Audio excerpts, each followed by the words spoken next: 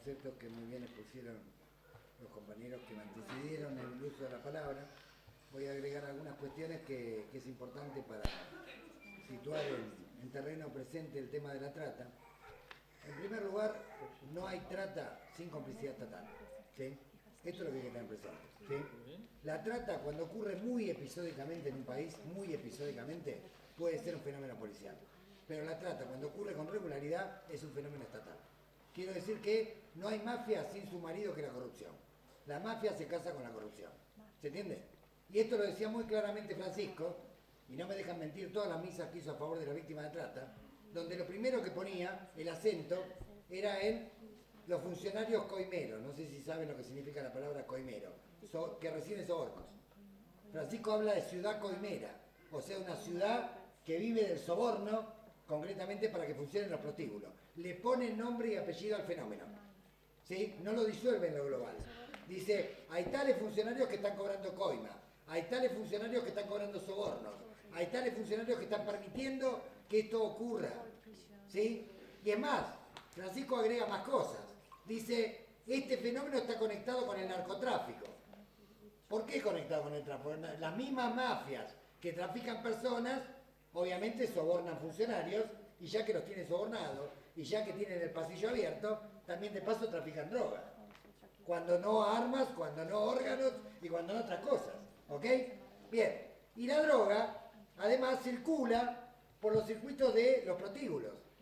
Obviamente, porque al tratante le sirve para cuadruplicar el negocio.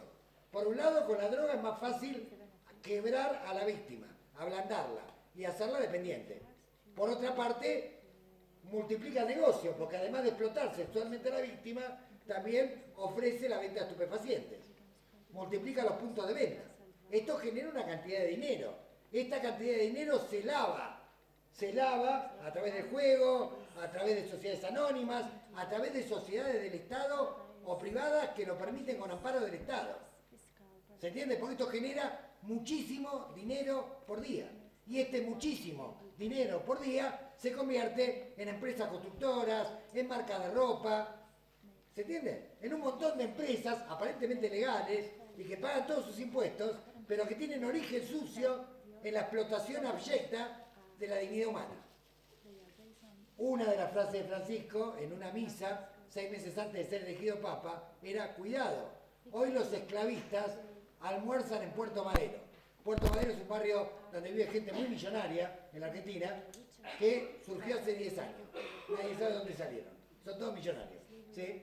Son todos millonarios, pero nadie sabe de dónde sacaron su capital. Muchos políticos, muchos funcionarios, muchos jueces suelen almorzar en Puerto Madero. Y Francisco dice, en una misa sobre trata, ¿sí? Ojo, que los esclavistas almuerzan en Puerto Madero, ¿sí? Lo dice ante 5 canales de televisión en vivo.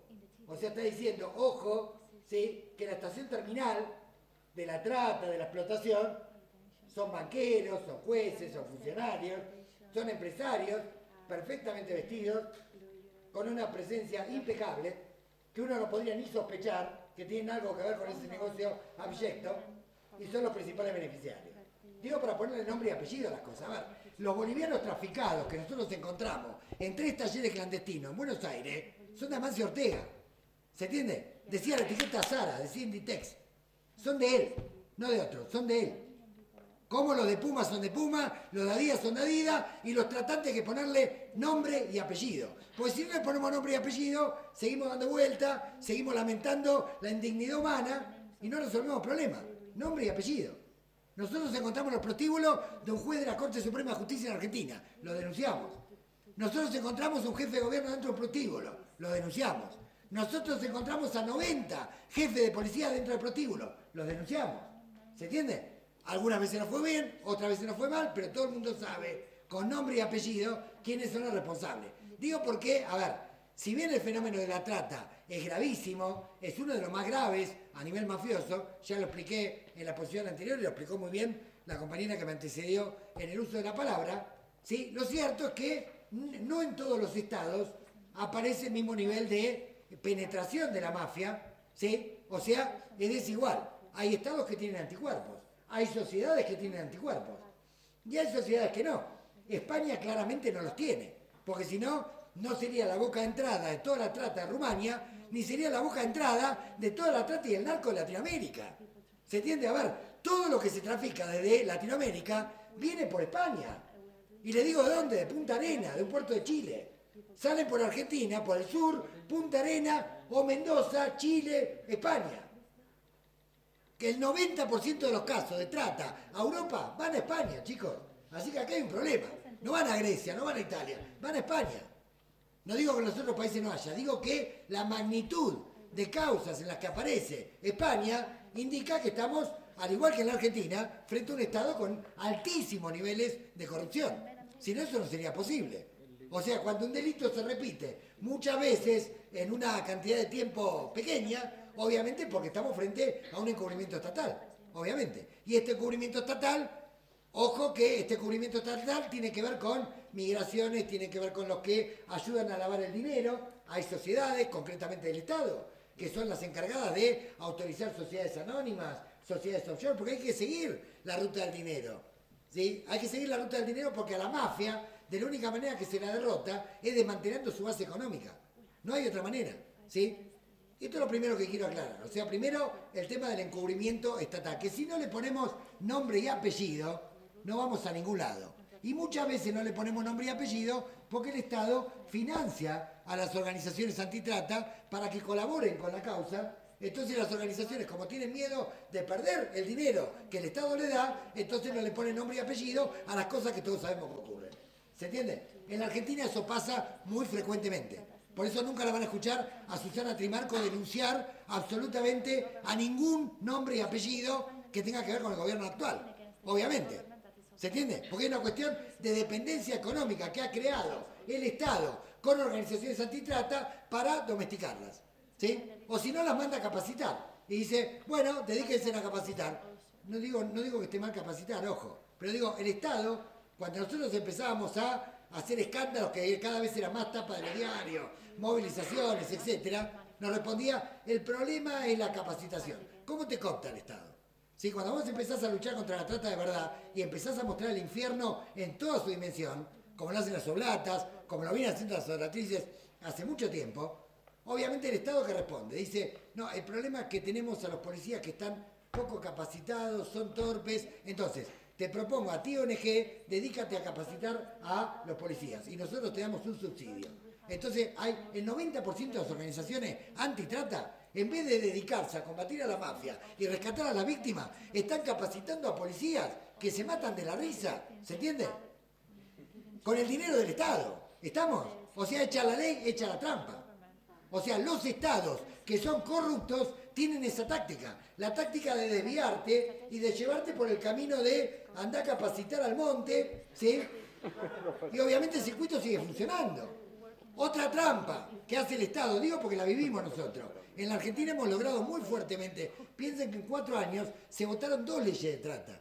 Miren el nivel de movilización social que hubo. Bueno, de ahí salió el Papa que instala el tema de la trata en la agenda global. Por primera vez el Vaticano adhiere al protocolo de Palermo, a la Convención del 49 en adelante, por primera vez desde que está Francisco. Por lo tanto, a ver, era un tema que venía del fondo de las raíces de la sociedad argentina, la pelea contra la trata con un Estado corrupto. Por lo tanto, conocemos todas las trampas y se las vamos anticipando antes. Por ejemplo, otra manera de desviar el tema de la trata es circunscribirlo exclusivamente a una cuestión de género. ¿Sí? Entonces decir, no, el problema de la trata en realidad tiene que ver con el machismo, con el patriarcado, con la historia cultural, que tiene una parte de verdad, pero de 19º orden. El problema de la trata tiene que ver con la plata. Como el problema de la droga tiene que ver con la plata, y el problema de las armas tiene que ver con la plata. O sea, la mafia lo que busca es plata. Les voy a dar un ejemplo concreto. Miren, nosotros en Entre Ríos, en una provincia, logramos con muchas organizaciones y sindicatos, hace un par de años, lograr una ley para cerrar todas las whiskerías y cabarets que había en Entre Ríos. Y lo cerramos todo. Cerramos más de 300. ¿Sí? Fue una movilización enorme porque había muchísimos casos de trata, de proxenetismo, que ahora voy a explicar esto de la trata y de proxenetismo, que es interesante. Pero logramos cerrar, y mientras cerrábamos prostíbulos se abrían búnker narcos, ¿sí? Casi siguiendo la misma ruta. Y los mismos tipos que vendían droga eran los que antes flotaban mujeres, o sea, cambiaron de rubro, digamos, pero seguía el negocio. ¿Se entiende lo que quiero decir? O sea, hemos encontrado muchas veces casos donde la mafia va cambiando rubro, pero siempre busca lo mismo, que es la plata fácil, la plata rápida. O sea, si puede vender todo junto, vende todo junto. Órganos, armas, personas, droga. Ahora, si no puede vender todo junto, porque tiene algún escandalete que conmociona a la opinión pública, se dedica mientras tanto a otro negocio. Digo, esto hay que tenerlo presente. Digo, porque estamos enfrentando, como bien dijo la compañera, en red, hay que enfrentar en red a una mafia que actúa en red. Pero además de actuar en red, actúa como si fuera un holding económico que va variando de negocios según la ocasión y la oportunidad. Según la ocasión y la oportunidad. Por ejemplo, en la Argentina ha crecido mucho la influencia del narcotráfico porque el Estado es corrupto, porque es muy fácil lavar el dinero, pero además porque se producen precursores químicos que en México se prohibió importar. Entonces se vinieron los carteles a buscarlo a la Argentina, obviamente, y eso masificó y se entremezcló con las redes de proxenetismo y de trata que ya existían, ¿sí? O sea, cada país tiene una explicación por la cual, de alguna manera, se hace como para la mafia se hace como una ventaja comparativa, invertir de alguna manera más mafiosidad en ese país que en otro. Obviamente un Estado corrupto o un Estado que tiene fuertes niveles de corrupción es mucho más fácil de penetrar, ¿sí? Y siempre, de alguna manera, un Estado corrupto hace como si saca leyes que después no cumple, saca leyes que después no reglamenta, ¿sí? Bueno, esto es algo bastante común. Segunda cuestión. Hay tres formas de identificar la explotación sexual, ¿sí? ¿Qué es? La trata, ¿sí? Que es una de las formas, claro que la trata, como bien dijo el compañero que me precedió, puede ser laboral, puede ser de órganos, esto ya lo explicamos hoy en la mañana, pero está la trata sexual, está el proxenetismo, que es la explotación sexual por cuenta ajena, también prohibida mundialmente por una convención desde 1949, ¿sí? A la que adhirieron todos los países, incluido España. Y después estaría supuestamente el cuentapropismo en materia de prostitución. O sea, la prostitución por cuenta propia. Bueno, la prostitución por cuenta propia es un cuento chino, ¿sí? Es un cuento chino porque si ustedes van a las calles principales donde encuentran supuestas mujeres en situación de prostitución por cuenta propia y observan atentamente, van a ver que hay un fiolo, digamos, un capataz que está dando vuelta, que es el que controla que esa mujer, digamos, tenga una cantidad determinada de pases sexuales y después le dé una cantidad determinada de dinero. Cantidad determinada de dinero que también hay que aportarle, obviamente, al jefe de la policía de la zona donde opera. Porque obviamente no es que puede gratis. ¿Se entiende? ¿Ustedes se creen que en esta calle céntrica de Madrid, donde encuentran tantas mujeres en situación de prostitución, lo están haciendo, digamos, porque la libertad es libre? A ver, si ustedes no pueden estacionar ni un auto en Madrid sin pagar el impuesto, ¿ustedes se creen que cualquiera va a salir y prostituirse libremente? Eso no existe. O sea, proxenetismo es cuando interviene un tercero y saca dinero de la explotación sexual. Por lo tanto, si está en la calle y tiene que dejar una parte del dinero, eso es proxenetismo. Y si además, el que le saca el dinero le dice, te voy a sacar de la calle y te voy a meter presa, ¿sí? Si vos no trabajás en lugar de 8 o 16, ahí además tenés trata. Quiero decir, el límite entre el proxenetismo y la trata es un límite gris. Voy a dar ejemplos concretos. Una persona que se engaña, sabemos que los casos de trata de, por ejemplo, a ver, una persona en situación de vulnerabilidad que le dicen, mira, vas a trabajar en un bar de moza, sirviendo copas, etcétera, y resulta que después viene, o vas a trabajar cuidando niños, y resulta que la traen a otro país y después la reducen a servirme sexual. Ese es el caso de trata de libro. Pero habitualmente la vida es más gris que lo que ofrecen los casos de libro, ¿sí? Por ejemplo, supongamos que una mujer desesperada en situación de vulnerabilidad se le ofrece trabajar en prostitución. Yo no considero que la prostitución sea trabajo, aclaro, ¿sí? O sea, una mujer, desesperada, en situación de extrema vulnerabilidad, que le dice que va a trabajar en prostitución, que va a ganar tanto dinero, que va a trabajar tantas horas, ¿sí? Y la mujer acepta trasladarse de una región a otra, sea dentro del país, o sea, de un país a otro, y resulta que cuando llega no se le paga ese dinero y además se la explota salvajemente una cantidad de horas que supera largamente lo que le habían dicho. ¿Eso trata? Eso trata. ¿Sí? ¿Hubo engaño? Van a decir, bueno, pero la mujer sabía que era para la prostitución. Sí, pero a la mujer le dijeron que era 8 horas, tal salario. ¿Se entiende? Hay engaño. Si a la mujer le hubieran dicho, vas a estar las 24 horas, además vas a tener que vender droga, además te vamos a encerrar sin comer cuando no quieras cumplir, además te vamos a descontar cada vez que no quieras hacer un pase con un cliente. o cada vez que no quieras ir a atender a determinado cliente, seguramente no hubiera ido. ¿Se entiende lo que quiero decir? Es decir, inclusive hoy, hasta en los Países Bajos, y esto se habló en el coloquio de trata en el Vaticano, hasta donde supuestamente hay un lugar, digamos, en los Países Bajos, en Ámsterdam, donde se permite la prostitución por cuenta propia, ya se ha demostrado, ¿sí?, que la mafia rusa tiene una incidencia enorme y se lleva una parte de la recaudación de la supuesta prostitución por cuenta propia. ¿Se entiende? Entonces estamos hablando o de proxenetismo, que es delito, o de trata, que es delito. ¿Sí? Y estamos hablando de que si hubiera igualdad de oportunidades, ninguna mujer nace para puta. Esa es la cuestión central. A ver, si hubiera igualdad de oportunidades, nadie elige la prostitución. Nadie.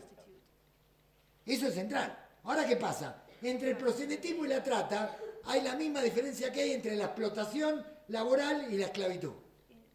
Obvio. En los dos casos, el mafioso o el patrón lo que busca es la máxima ganancia. Y en el caso de ir del proxenetismo a la trata es más fácil. Porque para ejercer proxenetismo, el proxenetismo ya de por sí es delito. O sea, para que una persona tenga un prostíbulo y explote a otras personas, ya está cometiendo un delito. ¿Ok? Bueno, ya que cometió el delito y ya que le pagó soborno a la policía, al juez y al político de la zona, ya que está, va por la trata. O sea, en vez de tener 8 horas a mujeres explotándola, las explota 12, 18 y saca más dinero. ¿Se entiende? Busca la máxima ganancia. Lo mismo que hace el patrón cuando nadie lo controla. Cuando nadie controla al patrón, salvo algún patrón excepcional que espiritualmente tenga buenos valores, en general, si no interviene el Ministerio de Trabajo, si no intervienen los sindicatos, ¿el patrón qué hace? Obviamente contrata migrantes, los explota 14 horas, les paga por abajo del convenio, les paga por abajo de la ley. Si nadie lo controla, el tipo hace lo que quiere. ¿Se entiende? Es lo que hace Sara fuera de España. ¿Sí? Sara fuera de España va buscando estados corruptos donde pueda explotar fácilmente y pagar lo menos posible. En lo posible gratis. Digo, le cito a Sara, no porque sea el único caso. Tenemos más de 120 marcas denunciadas, pero es el que ustedes más conocen. ¿Sí? Bien. ¿El proxeneta qué hace? Sí, ya vamos redondeando. El proxeneta obviamente siempre va a buscar la máxima ganancia. Es muy raro que ustedes encuentren un prostíbulo donde las mujeres en situación de prostitución te digan, sí, yo trabajo 8 horas y me pagan lo que realmente habíamos acordado. Eso no existe. Eso no existe. Lo que existe es violencia, violaciones, golpes, ablande, etc. Otra cuestión importante, para ir redondeando. El tema del testimonio de las víctimas. ¿Sí? El tema del testimonio de las víctimas. En la reglamentación de cada país, del concepto general que citó mi compañera, que es correcto, que es el concepto universal sobre la definición de trata, en cómo se lo reglamenta en cada país y en cómo se lo aplica en la práctica, uno se puede dar cuenta el grado de nivel de corrupción de cada país. ¿Sí?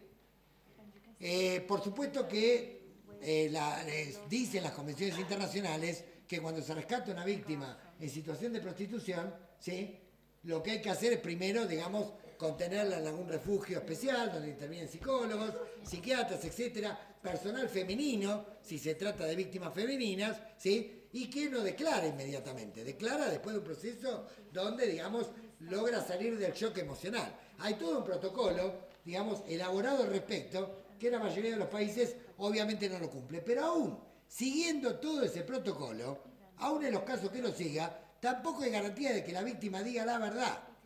Por muchos motivos. Primero, en el lugar de origen donde la captaron, su familia está amenazada. Por lo tanto, si ella dice la verdad, por ejemplo en Rumania, su familia puede sufrir represalia. 1. 2. Hay secuestro muchas veces de documentos, ¿sí? Y hay políticas migratorias expulsivas y tremendas donde la víctima está aterrorizada en el país en donde está. 3. Hay una percepción de terrorismo de Estado. ¿Qué significa esto? No falta el policía que va a visitar el prostíbulo, o el político que visita el prostíbulo, y el tratante le cuenta a la víctima, este es policía, este es político, este es juez, ¿se entiende? Y la víctima siente eso como un terrorismo de Estado, como Auschwitz, o como los campos de concentración de la dictadura argentina. Terrorismo de Estado, ¿qué significa? Tengo al Estado delante mío que me está violando. ¿Se entiende? O sea, un policía que va y visita un prostíbulo y que el tratante lo presenta como tal, o político, o juez, o cualquier tipo de funcionario, es terrorismo de Estado. Así lo percibe la víctima. La víctima percibe que está en un país extraño, o en una región extraña, donde le puede pasar cualquier cosa, donde es inútil que se escape porque si se escapa se va a encontrar con el mismo tipo que la vino a violar al prostíbulo. Por lo tanto hay una situación de parálisis importante. Hasta que recupere la confianza en dónde puede denunciar, obviamente hay un colapso importante. Otro aspecto, es muy común que la víctima se la traiga muchas veces con niños o se la embarace. La embaraza el mismo tratante o la misma banda. ¿Por qué? Porque si tiene un niño chiquito, esa es la mejor extorsión para tener a la víctima totalmente doblegada. Totalmente doblegada. Muy común, digamos, que la víctima en general esté con un niño chiquito. Es muy común. Obviamente la droga, ya dije que era un mecanismo para quebrar, generar adicción y a su vez multiplicar la ganancia. Por eso, en los juicios de trata, ¿sí?, siempre hay que tener en cuenta la prueba objetiva más que las declaraciones subjetivas. Nosotros ahora estamos en estos días llevando adelante un juicio oral por trata, donde hay un jefe de policía de narcóticos que está preso, 2 funcionarios de migraciones, más 9 personas más, un circuito de tráfico dominicanas que había, ¿sí?, donde logramos rescatar a una víctima, ¿sí?, y después se rescataron muchas más, pero todas las demás que se rescataron, todas testimoniaron que trabajaban muy bien y que no había ningún problema y que estaban excelentemente bien. Ahora, en el allanamiento se pudo encontrar que ninguna de las víctimas tenía en su bolso dinero, ¿sí?, que la madame tenía todo el dinero, que había un libro de pases, ¿se entiende? Bueno, en fin, hay un montón de testimonios objetivos que indican que las víctimas todavía están aterrorizadas y que no están diciendo la verdad porque están temiendo una represalia en el país de origen. Lo mismo nos pasó con un grupo de bolivianos, que eran como 90, que estaban siendo esclavizados en un taller textil más de 14, 16 horas, y todos declararon, trabajamos 6 horas, nos pagan excelentemente bien, vinimos por nuestra voluntad. Todos repetían exactamente lo mismo. Ahora, ¿qué pasa? Uno iba y veía la cuenta eléctrica de esa casa donde funcionaba el taller clandestino, ¿sí?, y la cantidad de megavatios que tenía era que trabajaban cama caliente las 24 horas, obvio. Entonces el juez se basó en la prueba objetiva y no en el testimonio subjetivo. ¿Se entiende? Porque el testimonio subjetivo obviamente está bajo el efecto de la coerción de una red mafiosa multinacional que opera en varios países, ¿se entiende? Y tiene la capacidad de poder mantener a la víctima paralizada aún en el caso de que la liberes. Aún en el caso de que la liberes, ¿sí?, cuando no hay directamente una alienación. Aparte se la entrena dentro de los prostíbulos en las redes, o sea, se la amenaza y se le dice, tú tienes que decir que trabajas por cuenta propia, tú tienes que decir que eres de un sindicato de meretrices, tú tienes que decir que haces esto porque quieres. Y todos sabemos que es mentira, o sea, es mentira. Así como la venta ambulante libre no está permitida, vayan ustedes y prueben vender artesanías en la esquina, van a durar 10 minutos hasta que llegue un patrullero y le digan, no, así no es. O me pagás un soborno o vas a hacer la habilitación que corresponde. Bueno, supongamos que alguno de ustedes quisiera, yo no lo creo, pero supongamos que alguno quisiera ejercer la prostitución por cuenta propia. Prueben en la esquina a ver cuánto dura. La prostitución por cuenta propia no existe. Existe el proxenetismo y del proxenetismo a la trata hay 2 segundos de diferencia. Por eso los dos son delitos prohibidos y los dos tienen que ser combatidos. ¿Sí? Bueno, así va a mostrar después algunos. Hay varios videos, pero digo, para abrir el debate, después lo veremos. En Prensa Alameda, que en YouTube, tienen muchos videos de charlas con víctimas dentro de los prostíbulos. Es importante escucharlas. Y el nivel de miedo, el nivel de alienación que tienen. Y también tiene unos cuantos videos de mega denuncias a los prostíbulos, con nombre y apellido. ¿Dónde están? ¿Quiénes son los dueños? ¿Quiénes los encubren? ¿Qué comisarías? ¿Sí? Digo porque el trabajo en red que tiene que haber de las organizaciones que trabajan por el bien común en estos temas, tiene que ser no solamente para la asistencia y la reinserción y reparación de las víctimas, sino también para salir a atacar a las mafias. Y hay una cuestión importante en la cuestión de la reinserción y reparación de las víctimas que no quiero dejar de mencionar, que lo voy a convertir en proyecto de ley y esperemos que se vote en la ciudad, que tiene que ver con el cupo obligatorio para la reinserción laboral de las víctimas de trata. ¿Sí? Ustedes vieron que en muchos países del mundo, en España también lo hay una ley especial que permite que las personas con capacidades diferentes tengan acceso en un porcentaje a empleos privados y públicos. ¿Sí? Del mismo modo tiene que haber para víctimas de adicciones recuperadas o para víctimas de trata. ¿Por qué? ¿Por qué? Porque la víctima de una adicción, ¿sí?, que después pasó por un proceso de recuperación, perdió entre el periodo que estaba drogado y el periodo que fue recuperado, supongamos, entre 2 y 3 años, o 4 a veces. Bueno, supongamos que sale plenamente recuperada, va a pedir trabajo, se presenta por un aviso del diario en un empleo y dice, bueno, ¿tú de qué trabajaste antes? Bueno, yo estuve 2 años recuperándome en una granja y 2 años drogado. ¿Va a conseguir trabajo? Bueno, después de 10 veces que le digan que no, ¿qué va a hacer? Se va a drogar, obvio. Una persona que salió de un prostíbulo, la tuvieron esclavizada, la violaron 80.000 veces, un proceso traumático, la recuperación de una víctima de trata sexual nunca es menor a 2 años, nunca es menor a 2 años, a diferencia de la trata laboral, que el proceso de recuperación es mucho más rápido, ¿sí? Si tenía adicciones hay que desintoxicarla, después un proceso psiquiátrico, psicológico, etcétera, hasta que se logra recuperar. Sale finalmente, bien, contenta, se reinserta, va a buscar trabajo, le van a dar trabajo, le preguntan, ¿tú de qué trabajaste antes? Tuve 2 años recuperándome y 3 años en un prostíbulo. ¿Le van a dar trabajo? ¿En qué termina? En la revictimización. Entonces, es concreto, ¿sí? Las personas que han sufrido semejante daño a la dignidad y a la libertad tienen que tener una reparación asegurada. Tienen que tener un trabajo estable en el ámbito privado o en el ámbito público. Concretamente, tiene que haber un cupo obligatorio, ¿se entiende? De manera tal de que se impida que esas víctimas vuelvan a revictimizarse, que es lo que ocurre en el 90% de los casos. A nosotros nos ha pasado rescatar a una víctima 3 veces, en diferentes años, ¿sí? Que se la habíamos entregado a la oficina de rescate del Estado, que la tenía que preparar y la tenía que recuperar para reinsertar, y después a los 2 años la encontrábamos en un prostíbulo de vuelta, y a los 3 años en un prostíbulo de vuelta. Y lo mismo pasa con las víctimas de trata laboral o las víctimas de adicciones. Entonces, el problema hay que enfocarlo integralmente, ¿sí? Tanto desde el punto de vista de la complicidad estatal como desde el punto de vista de una asistencia real. Y otra cosa importante, la incautación de los bienes de la mafia. Esto es algo que el Vaticano también tomó como programa. Y esto viene de Italia, de la Red Libera, y también lo ha empezado a tomar Argentina. En estos días va a haber funcionarios judiciales hablando con Francisco de este tema, de la incautación de los bienes de la mafia. O sea, incautar las propiedades de los prostíbulos, seguir la ruta del dinero e ir incautándole todo en el camino. Hay que dejarlo sin bienes, ¿sí? Porque al tratante no le importa que 1 o 2 de sus lugartenientes vayan presos. No le importa. Es una pieza dentro de un ejército, de una estructura de holding. Hay que incautar el holding completo. En Italia se han llegado a incautar fábricas que estaban perfectamente en blanco, que tenían todos los empleados registrados, pero resulta que la justicia había investigado que en realidad el origen del capital que fundó esa fábrica era de la mafia. Entonces fue incautada.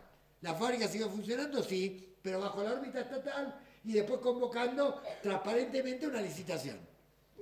En algunos casos y en otros casos quedaba bajo órbita estatal. Hay muchas organizaciones de la sociedad civil en Italia que funcionan en locales que antes eran prostíbulos.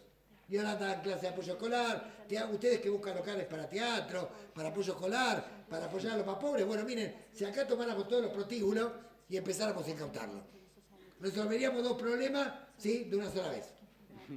Le quitaríamos la base económica a la mafia y garantizaríamos locales gratuitos en comodato para un montón de organizaciones que trabajan gratuitamente y voluntariamente para el bien común. Y si seguís tirando de la cuerda y seguís siguiendo la ruta del dinero, y seguramente te vas a encontrar con algunos bancos, ¿sí? La ruta terminal está en los bancos. Del mismo modo que cuando uno investiga la ruta del narcotráfico en Latinoamérica, el mayor lavador de dinero al narcotráfico en Latinoamérica se llama Citibank. No hace falta que yo le ponga el nombre a mayor lavador de España. Bien, nos queda una...